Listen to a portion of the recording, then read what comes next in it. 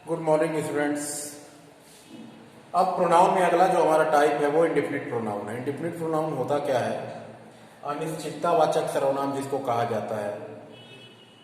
It is such a pronoun which is not definite. ये एक ऐसा सर्वनाम है जो निश्चित नहीं होता, जो क्या होता है? अनिश्चित होता है। अनिश्चित मतलब जिसमें से हम ये नहीं कह सकते कि यही चीज होगी या यही निश्चितता इसमें पाई जाएगी। अनिश्चित होता है। For example no one. तो नो वन में कोई भी नहीं आ सकता, कोई भी आ सकता, कोई नहीं भी आ सकता। नो वन में हम किसको कह सकते हैं? अगर 4 लोग हैं तो उसमें से कोई भी नहीं हो सकता, उसमें से कोई भी हो सकता है। एवरीवन मतलब हर कोई, जितने लोग हैं। अगर 5 लोग को हम खड़ा कर दें तो एवरीवन, तो हर कोई। अब कौन है उसमें, वो तो निश्चित नहीं है। समवन में कोई भी। अब 10 लोग खड़ा कर दें, इसमें से कोई भी, कोई कार्य हुआ हो तो कोई भी। तो कोई में भी कोई निश्चित नहीं है कि ये है या पार्टिकुलर किसी की तरफ हम डेमोन्स्ट्रेट करके इंडिकेट करके बताते। कोई भी।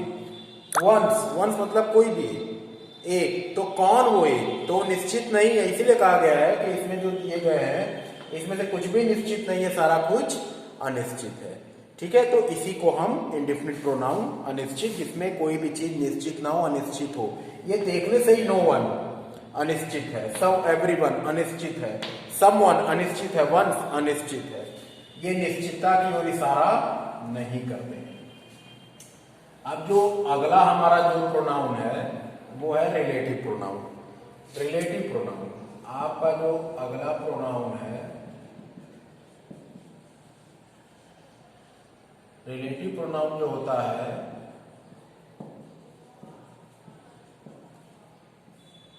संबंधवाचक सर्वनाम। ठीक है, ये जो होता है it is such a pronoun, it is such a pronoun which shows relation between two noun और प्रोनाउन। ठीक है, टू नाउन और प्रोनाउन। एग्जाम्पल के रूप में हम ले लेते हैं, they all are my friends, they are doctors. यहां 2 सेंटेंस है।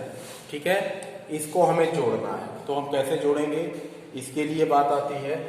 तो जब इसको हम जोड़ेंगे तो देख लीजिए कुछ शब्द होते हैं, वो कौन कौन से। रिलेटिव प्रोनाउन पहले होता क्या उसको हम देखेंगे। रिलेटिव प्रोनाउन जो है आपका संबंधवाचक होता है। Relative pronoun it is such a pronoun which shows relation between two noun और प्रोनाउन। जो 2 नाउन या प्रोनाउन के आपस में संबंध जोड़ता हो उसी को हम संबंधवाचक सर्वनाम कहते हैं। एग्जाम्पल के रूप में कुछ वर्ड हैं ऐसे, जैसे हु हो गया, हुम हो गया, विच हो गया, दैट हो गया, और आपका हुज हो गया, और सेट्रा।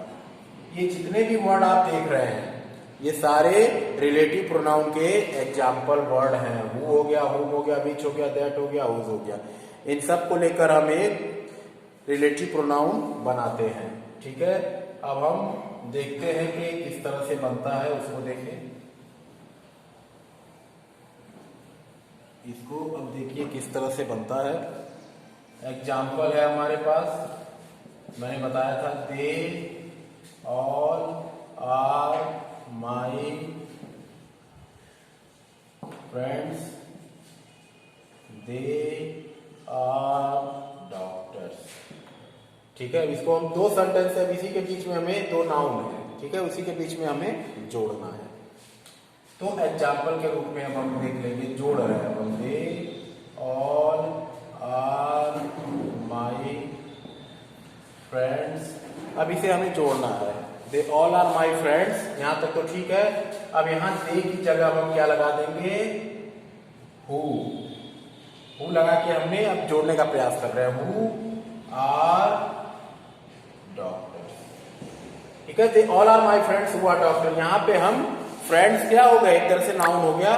2 नाउन के बीच में संबंध बताने का प्रयास है। ये क्या है? दो नाउन के बीच में संबंध बनाने का प्रयास है। हु लगा के, हुम लगा के, बीच लगा के। एक और हम लोग देखें एग्जाम्पल, एक और एग्जाम्पल हम लोग देख लें। एक और एग्जाम्पल जो हम लोग देख रहे हैं इसमें, this is the watch I bought it yesterday. ठीक है, अब ये दो सेंटेंस है, इसको हम जोड़ेंगे आपस में, तो क्या हो जाएगा? This is the watch. अब यहां विच लगा देंगे जोड़ने के लिए, विच। अब यहां I, which I bought, which I bought it, which I bought,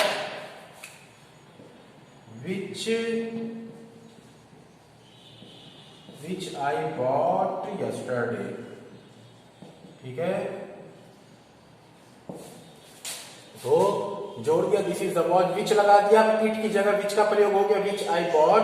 विच वहां निर्जीव चीजों के लिए प्रयोग होता है। तो इस तरह से ये आपका रिलेटिव प्रोनाउन खत्म हुआ। ठीक है, अंत में एक बच्चा है डिस्ट्रीब्यूटिव प्रोनाउन।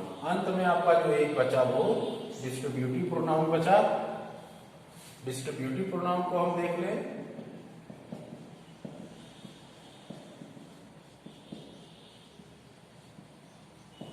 ये होता है आपका एक शब्द से कह लीजिए बांटने योग्य सर्वनाम। ठीक है, इसको हम कह सकते हैं, इसको हम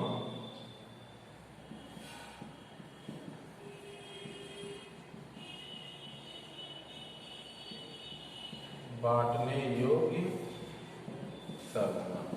ये क्या होता है? It is such a pronoun. अब इसका देखिए, it is such a pronoun which separates person और थिंग्स इन ग्रुप। ठीक है, तो एग्जाम्पल के रूप में एवरी हो जाए, ईच हो जाए, ऐदर हो जाए, नाइदर हो जाए।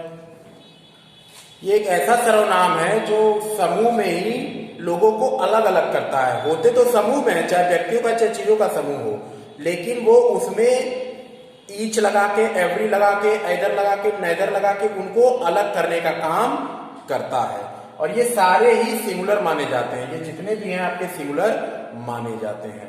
तो ईच, एवरी, ऐदर, नाइदर ये आपके अब कैसे माने जाते हैं उसको मैं पहले एग्जाम्पल की मदद से भी आपको समझा देता हूं, तो इजिली आपके समझ में आ जाएगा। पहले फिर एक बार समझ लें। It is such a pronoun which separates person और थिंग्स इन ए ग्रुप।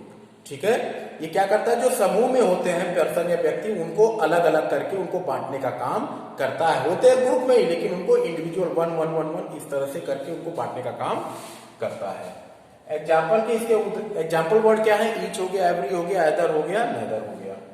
अब एग्जाम्पल के रूप में each of students is present in class 10। तब यहां दिया है, ये देखिए ईच, ये ईच क्या हो गया? Distributive pronoun.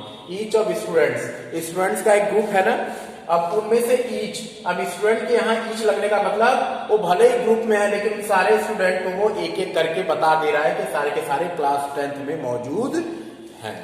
ठीक है, तो इसी तरह से एवरी लग जाएगा, तो एवरी भी उसी ग्रुप में सबको छांट कर होंगे ग्रुप में, लेकिन उनको एक एक करके वो बांट के बता देगा कि वो सारे के सारे लोग उसमें मौजूद हैं, जो भी काम हो रहा होगा। वैसे ही ऐदर बताएगा, वैसे ही नैदर बताता है।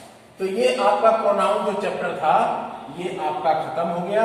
ठीक है, अब अगला जो हमारा रहेगा नेक्स्ट चैप्टर में हम फोकस करेंगे। Till then student, good bye. आप लोग भी अपना ध्यान दीजिए और जहां तक हो इस चैप्टर को अच्छे से अपने से तैयार करने का प्रयास करिए।